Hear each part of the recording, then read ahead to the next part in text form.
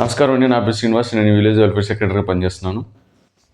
రాష్ట్ర ప్రభుత్వంలో ఎంతో ప్రతిష్టాత్మకంగా ప్రతి నెల కూడా 1-2 తారీఖుల్లో పెన్షన్ని పంపిణీ చేసే కార్యక్రమంలో ప్రభుత్వ అధికారులు పెన్షన్ పంపిణీ చేసే టైంలో ప్రభుత్వ అధికారులు వసూళ్ళకి ఏమైనా పాల్పడుతున్నారా, లేదంటే అవినీతి ఏమైనా జరిగిందా అనే యొక్క వివరణ కోసం ఐవీఆర్ఎస్ అనే టీం ఒక సర్వే చేసిందండి.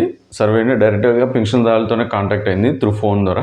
సో ఎటువంటి వివరాలు బయటపడ్డాయి వాటి గురించి మన యొక్క వీడియోలో డిస్కస్ చేద్దాం.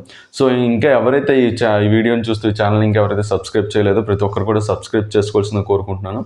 అలాగే లైక్ చేయాలని కోరుకుంటున్నాను. ఈ ఇన్ఫర్మేషన్ 10 మందికి పాస్ అవుతుంది. సో ప్రతి ఒక్కరిని కూడా అన్ని విధాలుగా కూడా స్కీమ్స్లో కానీ సర్వీస్లో కానీ కూడా వాళ్ళకి అనుకున్నంత విధంగా సేవను అందించడం కోసం యొక్క ఛానల్ ప్రవేశపెట్టడం జరిగిందండి.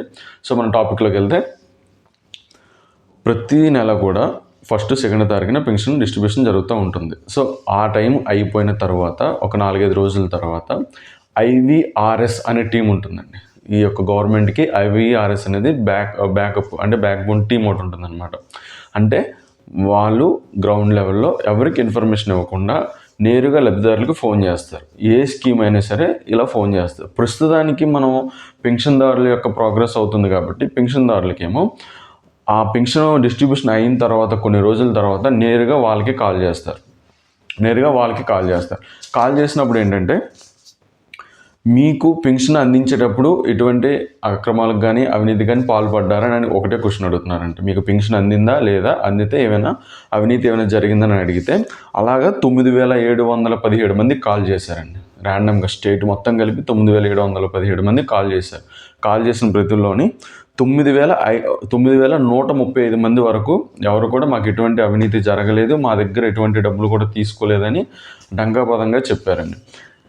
582 మంది మాత్రం అవినీతి జరిగింది, మా దగ్గర డబ్బులు తీసుకున్నారు అనే మాటల రూపంలోని ఫోన్ ద్వారా వాళ్ళకి ఏమంటే ఇన్ఫర్మేషన్ ఇచ్చారు.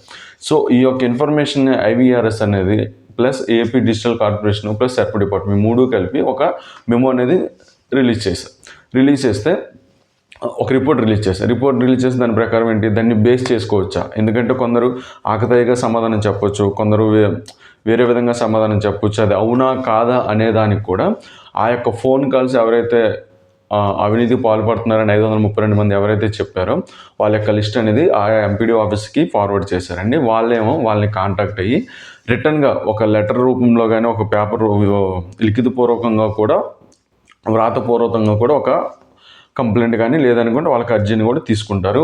అది తదుపరి ఆ ఎంక్వైరీ జరిగిన తర్వాత అప్పుడు ఆ యొక్క అధికారుల మీద అనేది యాక్షన్ అనేది తీసుకుంటారు. సో ఈ యొక్క కాల్ చేయడం మంచిదే, అంటే పారదర్శకత ఎంత ఉంది ఏంటనేది, ఎంతవరకు మనం యాక్యురేట్గా ఉన్నామనేది గవర్నమెంట్ కాల్ చేయడం చాలా మంచిదే.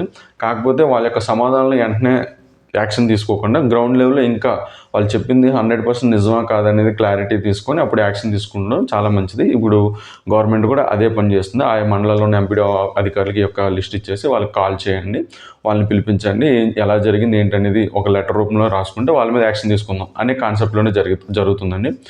సో ఇలాగ ఎవరైనా సరే మీకు ఫోన్ చేస్తే జెన్యూన్గా చెప్పండి. మామూలుగా అయితే ఆకతాయికి కానీ లేదంటే అంతకుముందు ఉన్న ఏమైనా చిన్న ప్రాబ్లమ్స్ వల్ల ఏదో ఒకటి చెప్పేద్దామని కానీ లేదంటే మధ్యలో కానీ ఏదైనా సరే ఆ విధంగా మాత్రం చెప్పొద్దు, జెన్యూన్గా చెప్పండి. ఇటువంటిది ఉన్నా సరే గవర్నమెంట్ దానికి తగ్గట్టుగా రియాక్షన్ ఉంటుంది. సో ఇలాంటి మోర్ అప్డేట్ కోసం వీడియోస్ కోసం యొక్క ఛానల్ లైక్ చేయండి, షేర్ చేయండి, సబ్స్క్రైబ్ చేయండి. నమస్కారం.